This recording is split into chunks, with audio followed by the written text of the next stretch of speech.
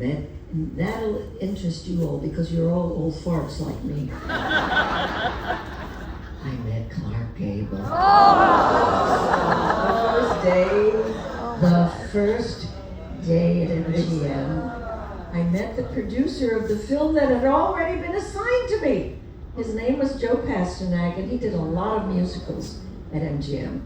And he said, "Come on, kid, I'll show you around the MGM lot." Imagine that. This little girl from Puerto Rico. And he walked me around, and Gable happened to be there. And he said, "Come here, I want you to meet somebody." And he said, "Clark." He says, "Clark, this is our newest contract player. Her name is Rosita Alverio." And he said, "She's going to be a big star here." And Gable actually said, "Rosita, what a nice name."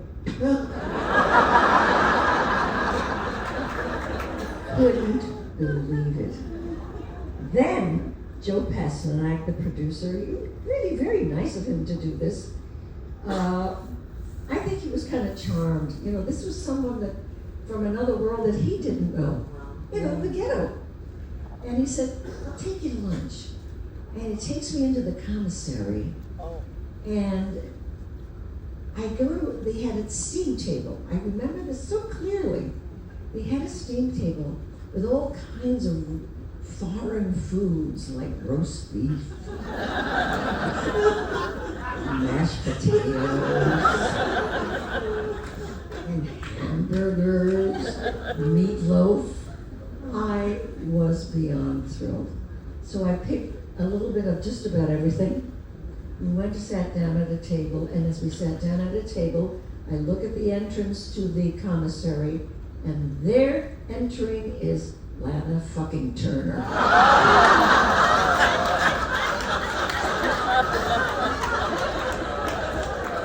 Can you believe it? No. Rosita Dolores Alverio. And then, like 10 minutes later, in walks Elizabeth Taylor. I mean, it was just one of those truly magical days. How about that? That's incredible. Thank you. You're coming into this space, as you say, as a foreigner in so many ways. How long did it take for you, or did you ever feel as though I belong here? I never did. I never did. For one thing, well, I did my first movie there. Oh, here's another wonderful story. I rarely get to talk about this part of my life, so I just thought of another really charming and fun story. I get the movie because that was already assigned to me, and it was a movie with a man who at the time was a huge success. He'd only done one film before, a musical, and he was a tenor. And his name was Mario Lanza. Oh my God, you are old. You are ancient is what you are. So I was assigned to a Mario Lanza movie. And I was assigned the part of Tina. And I actually had to do a dance called the Tina Lena in it. And I had a couple of singing lines in it as well when I did that number. And but I had to do a test first. You know, they always tested whoever was new. Yeah. So the test was, oh yes, oh my God, yes, I just remember. Okay, the test was that I had to cry in this scene. Now, I did not have training as an actress. Nothing. I mean, I was cute and I shook my little tushy and all that kind of stuff, but nothing that even smelled of acting. So the director says to me, the day I was doing my screen test, he said,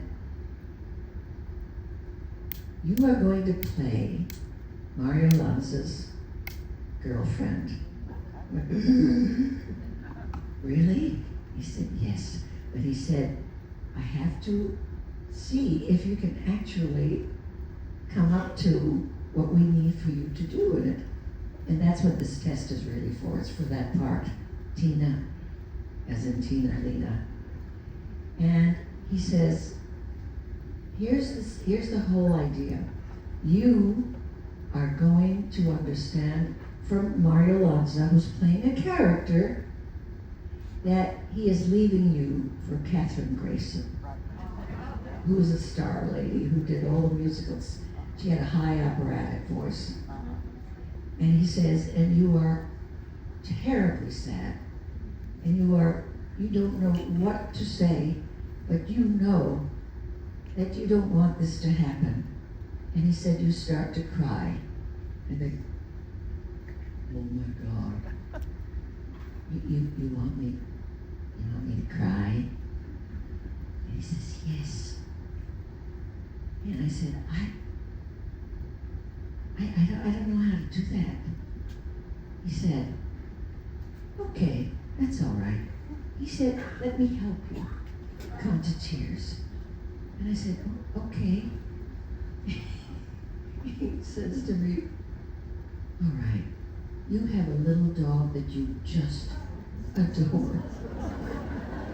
He said, and you play with that little doggy, and you give it the name of Fan Fan, and you adore this little doggy, and one day he dies. He said, and you are very, very sad. And I remember getting terrified because nobody in my neighborhood of the Bronx had a dog. Who could afford a dog? So why would I be upset? But he needs me to cry. Because if I don't cry, I don't get the part. And I don't get to be Mario Lanza's little girlfriend even for one reel of the movie. And I am thinking, I'll never be in the movies again. I'll never be able to be an actor. Oh, I'm crying.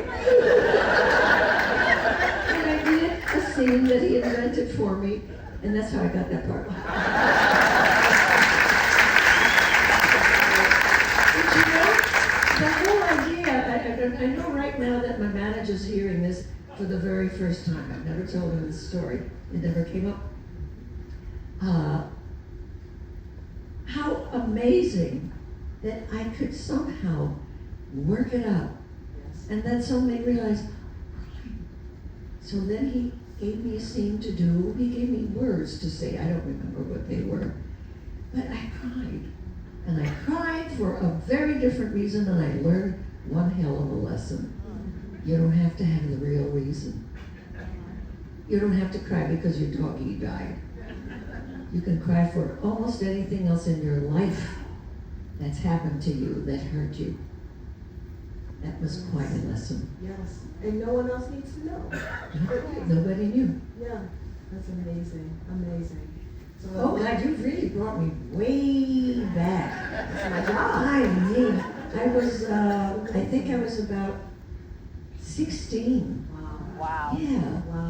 Wow. Thank you for pulling that out. I mean, imagine if I think we're all just sort of living this as you tell these stories about how alienating it must have felt. And yet you're just thrust right into working, like immediately. Oh, You have to yes. make it happen. And I really was. Yeah. And then I was asked to go to acting lessons. They had an acting teacher at MGM. And her name was Lillian Sidney. She was the wife of one of the people who did a lot of directing in movies, George Sidney, who was quite well known. But he was kind of a hack. Well, he did tons of movies. That doesn't mean that they were great. They weren't necessarily great. But he was there like the house director. We call that an auteur. Yeah. Auteurs. Okay. Anyway, I was told to get my script for The Toast of New Orleans and go to this lady, Lillian Sidney, to get acting lessons. So I go into her office, and her office, let's say that you are her, And her office was had a big window like this where you could see everybody going by. And she would sit in this chair facing that window, and you as the young student or whoever was there for help would sit with their back to that window. And this woman couldn't care less about my talent, what if I had any, what didn't matter. All that mattered to her, because we began to read a scene together. She said, okay, you're gonna be Tina. Now, let's do this scene. And she faced me, who was facing the window. And no, I've got that all wrong, but you kind of know what I mean. Anyway, as I'm reading the lines and I'm saying things like, oh, but why don't you love me anymore? And she's going,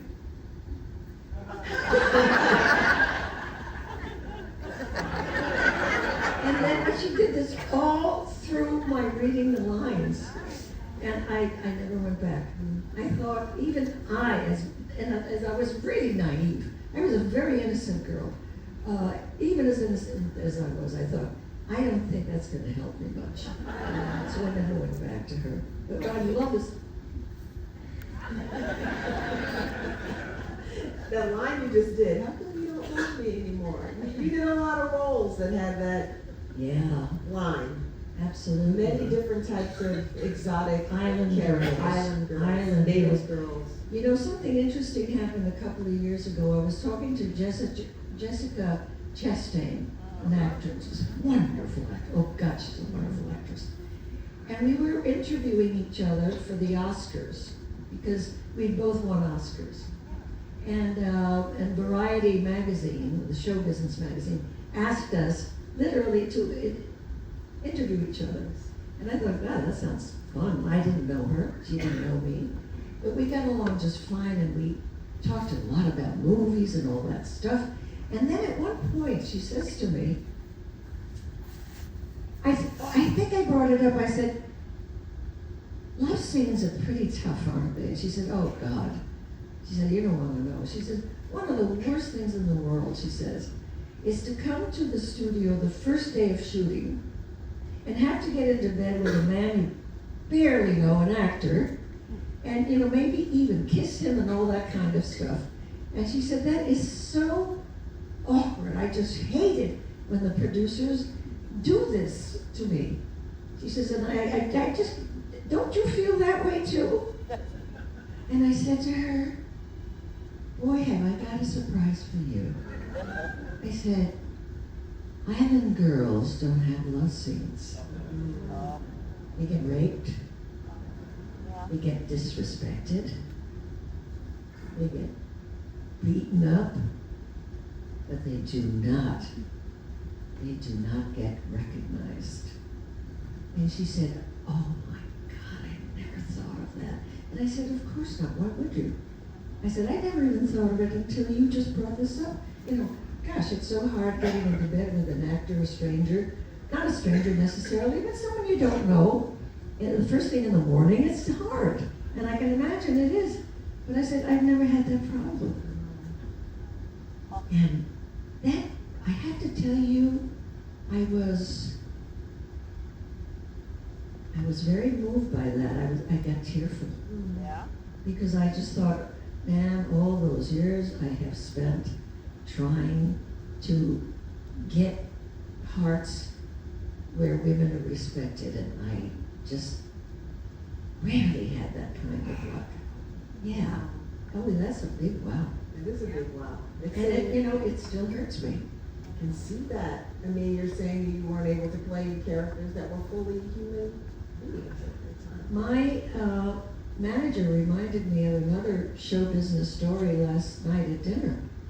I was talking to Ben about this. And at 60 years old, I'd already now won the Oscar. I'd won a Grammy. I'd won I'd won everything. And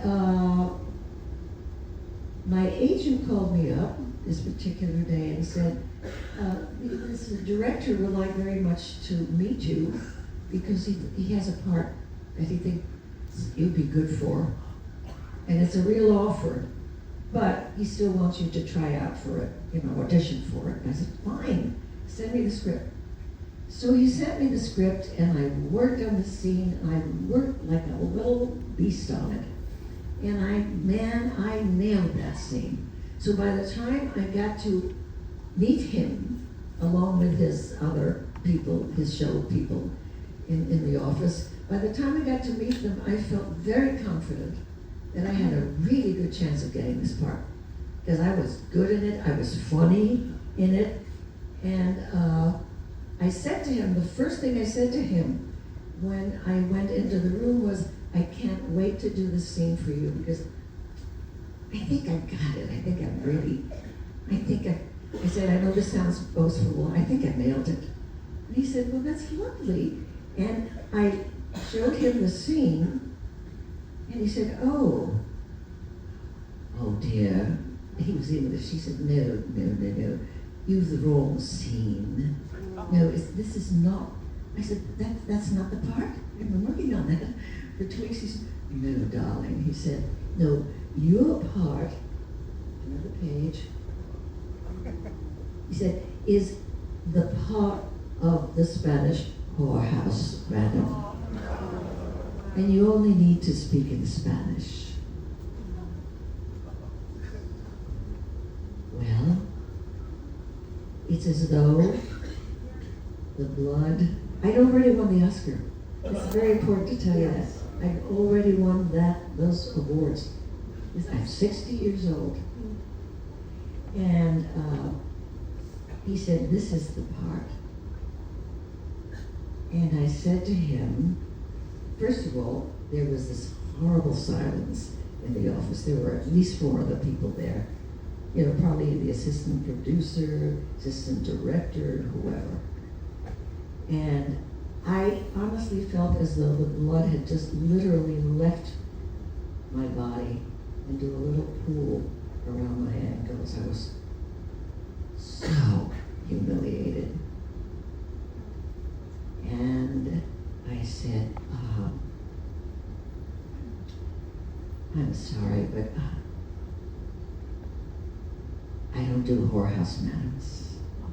And he said, oh, no, darling. He said, no, darling. No, that's, you don't understand. I said, no, you don't understand.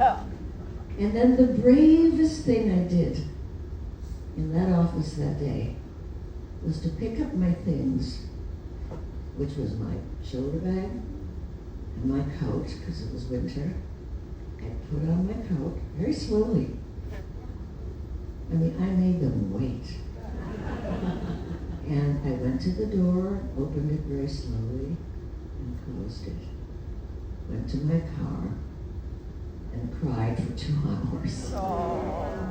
But show business can be so rough.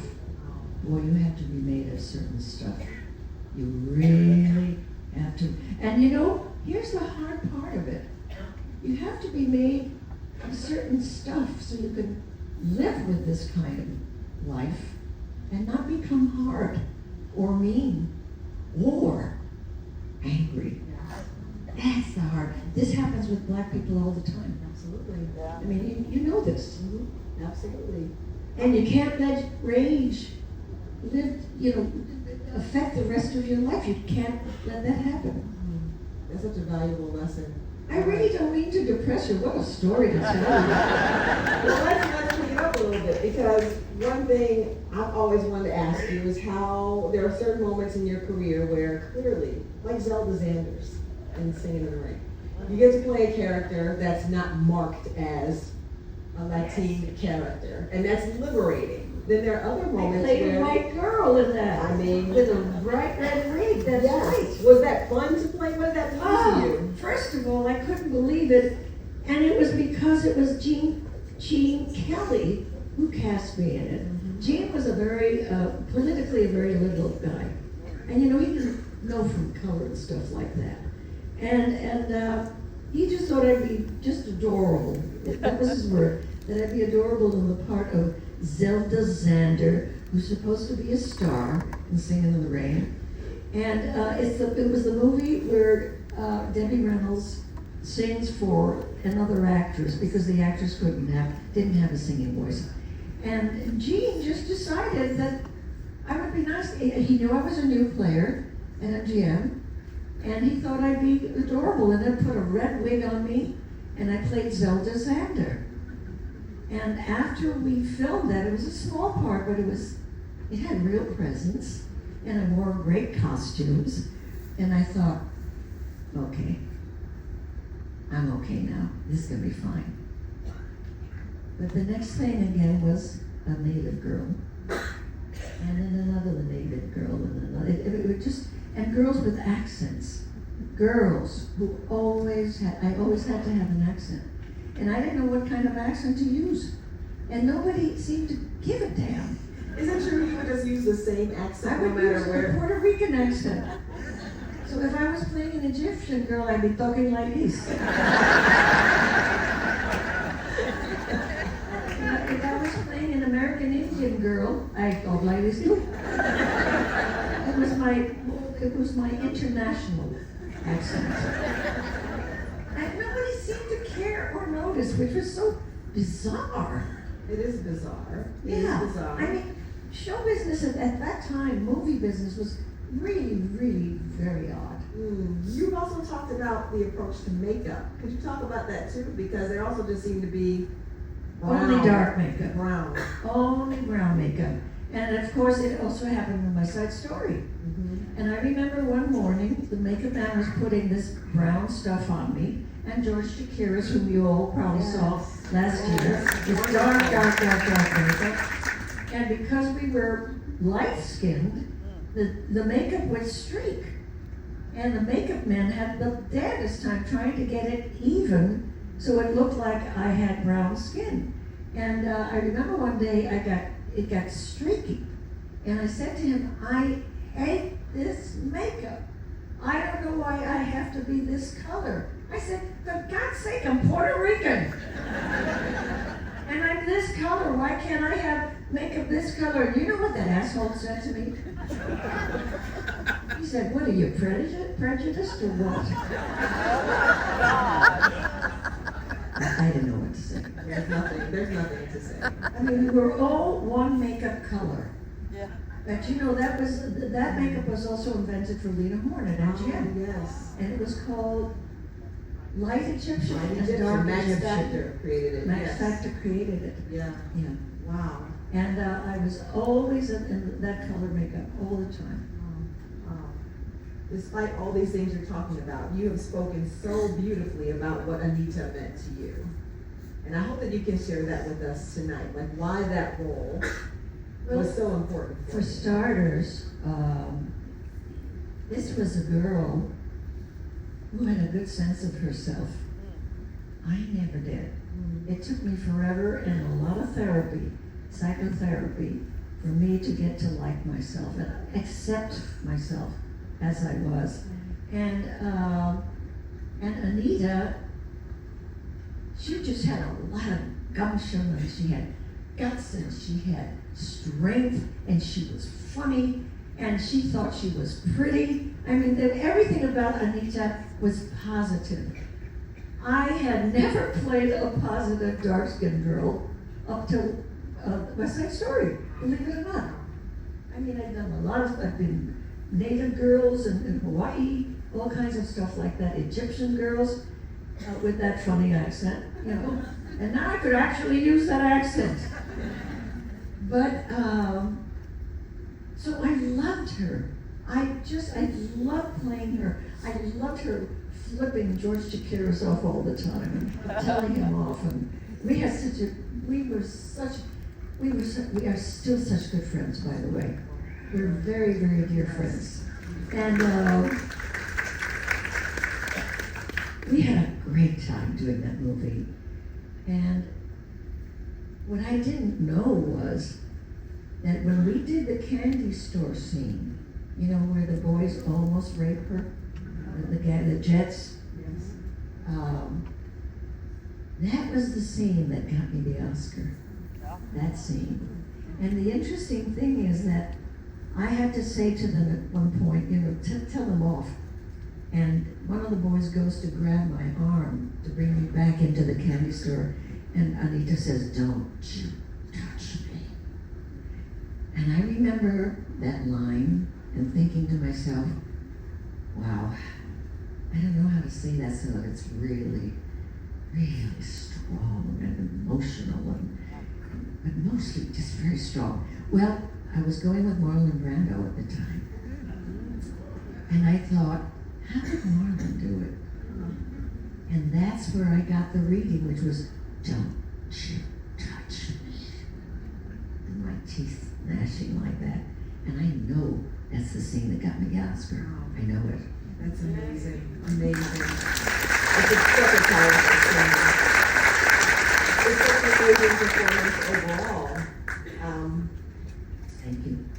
Is that your favorite role over the course of your career? Are there other parts that you played where you felt that sense of electricity? I've done theater. Yeah. And I really have some favorite roles that I did. I did Maria Callas in the, what's the name of that play? Masterclass. Masterclass. Thank you.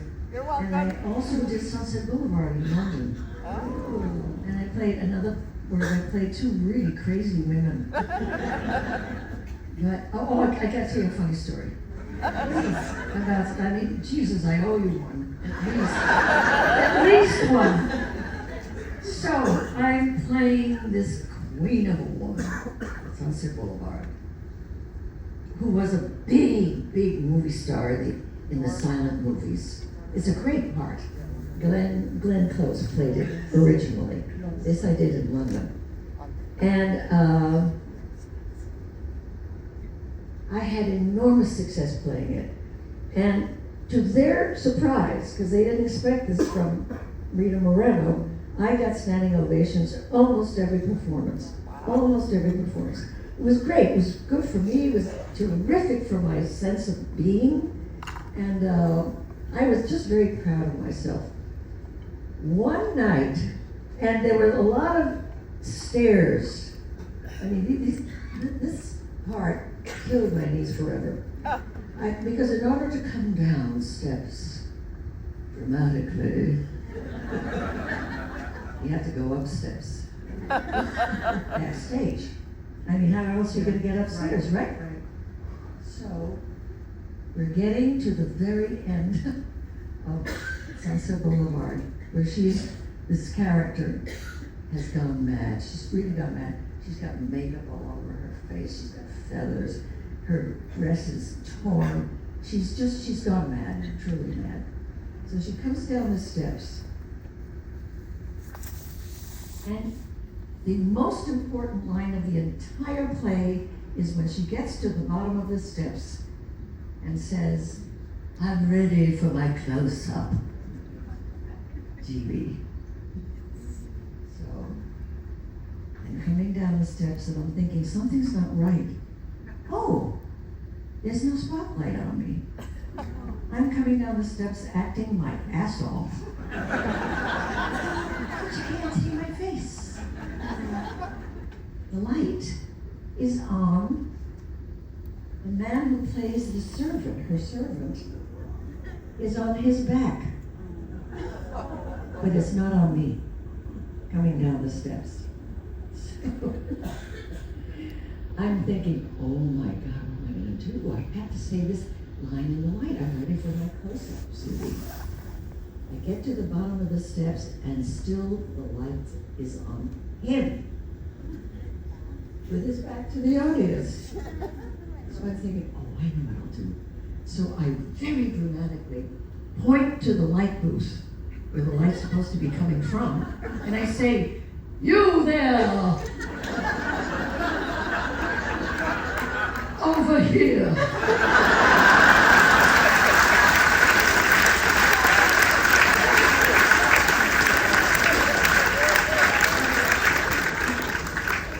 Warnished. Nothing. The light is still on his back. Nothing. I couldn't believe it. And then I thought, I cannot say this line in the dark. I mean, the curtain's coming down as soon as she says it. And then I thought, So I walked over to this jerk actor who's still standing in my light. And I say to him, I put my hand over my microphone, and I say, "Get out of my light, you dum-dum." And he finally got it, and I said, "I'm ready for my close-up, Judy."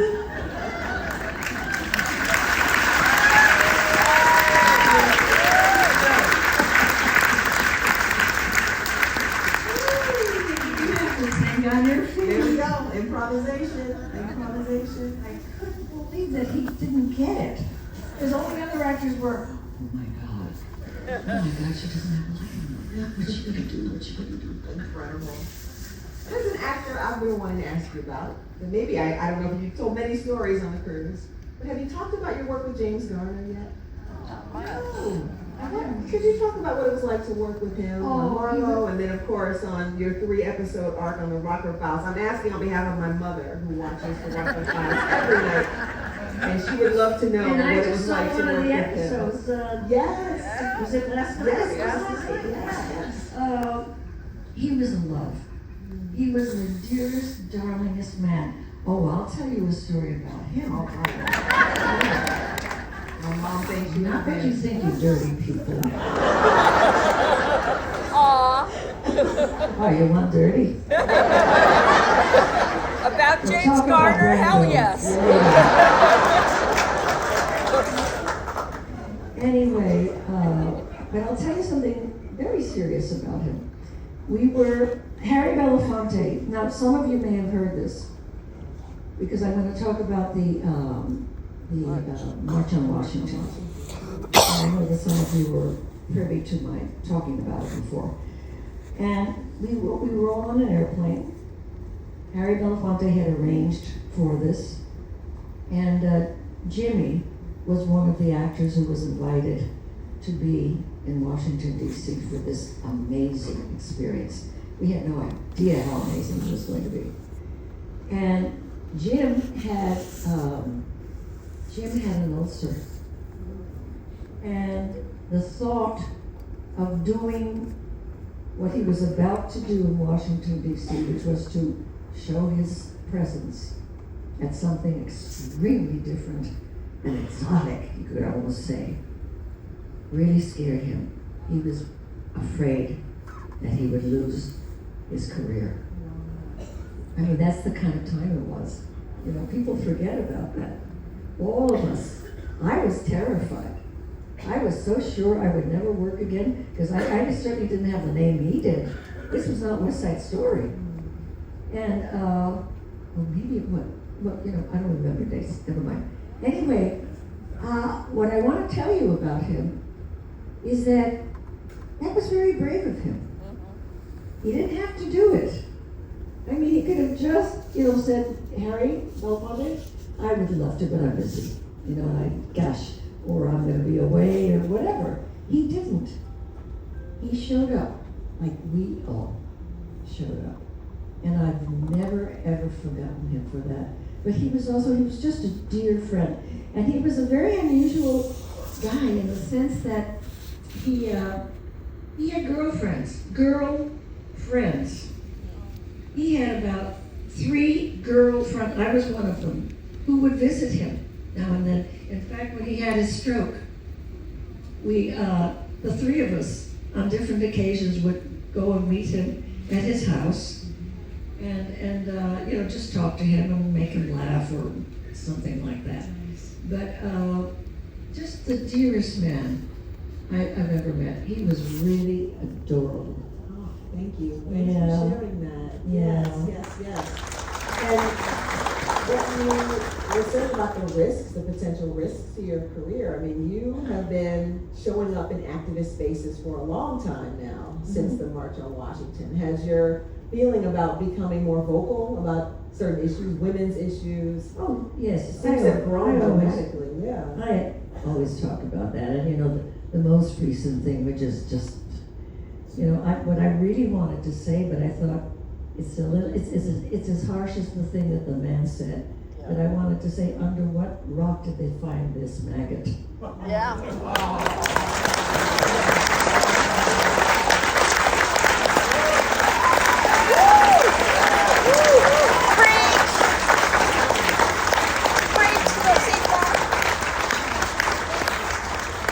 Maybe I should have said it.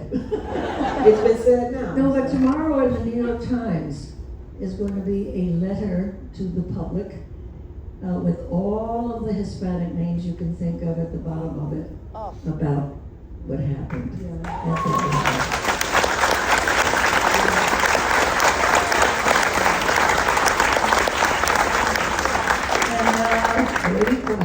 And they've asked me also to be one of the signatories. Of course.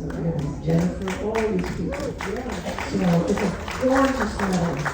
I'd love to know who wrote it. I'm not sure, it might be, Lin-Manuel is pretty good at that. But all of our names will be at the bottom of that letter. It's the whole page of the New York Times.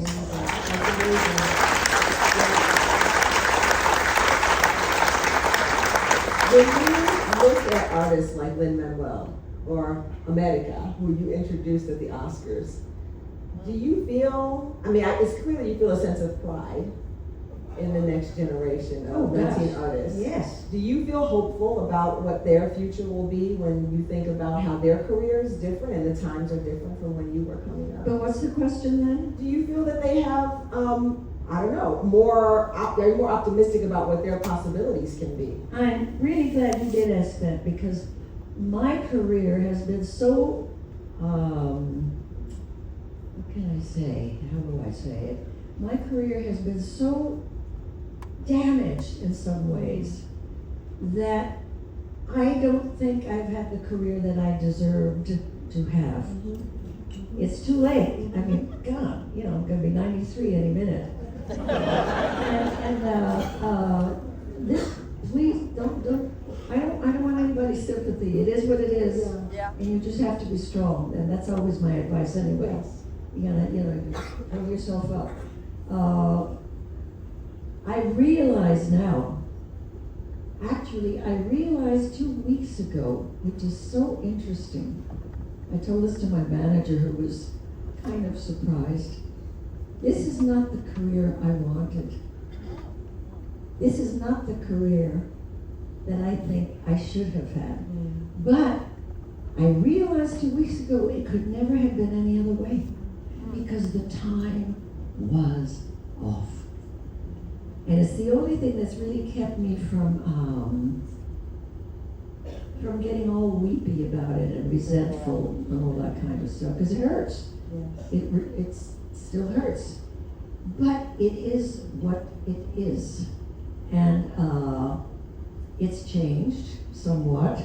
Not as good as we still need. I think the Latino community in the show business is still suffering terribly. I don't think we still get enough of us, and I don't quite understand it. It's making me crazy. But somebody said to me something, and see what you think, that maybe is the answer. They said they feel, and this is a Latina woman who's talking to me, a militant Latina woman.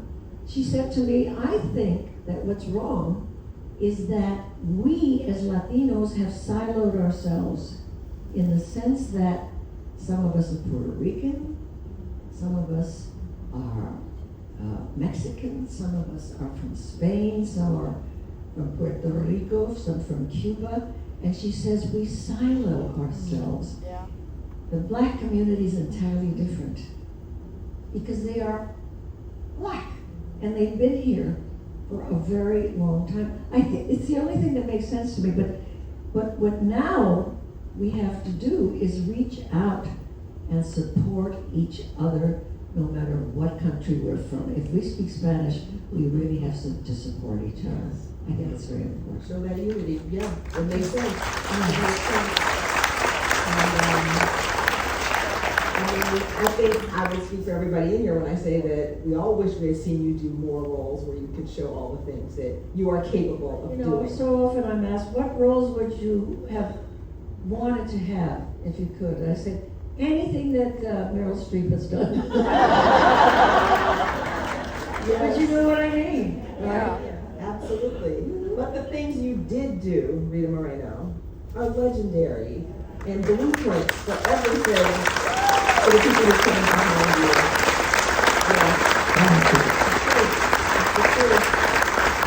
All right, so I get the last moment with you. Any last words for us here on the TCM cruise? Vote.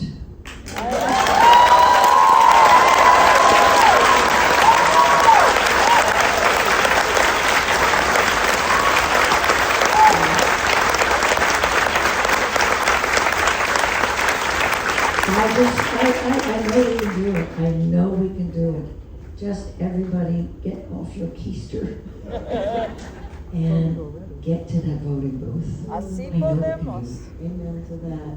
Thank And you. listen, again, I did this early this afternoon, but for those who were not there this afternoon, I cannot thank you enough for being the kind of audience you have been for me. You've been kind, you've been warm, I love to laugh, and you love to laugh, and we've really hit it off so well, haven't we?